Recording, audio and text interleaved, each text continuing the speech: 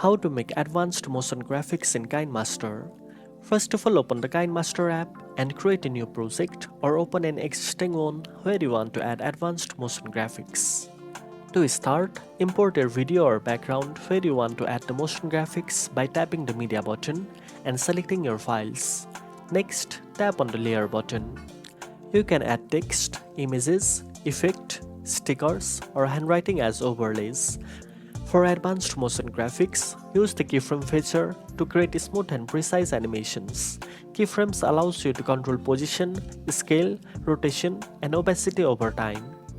To add keyframes, select the layer you want to animate, then tap on the keyframes icon to start adding frames at different points on the timeline.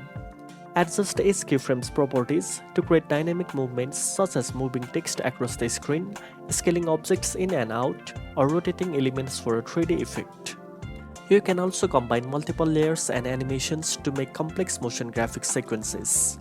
Once you finish creating your motion graphics, preview the video to check the flow and make any necessary adjustments. Finally, export your project in high quality to keep your motion graphics sharp and smooth. Now you know how to make advanced motion graphics in KineMaster.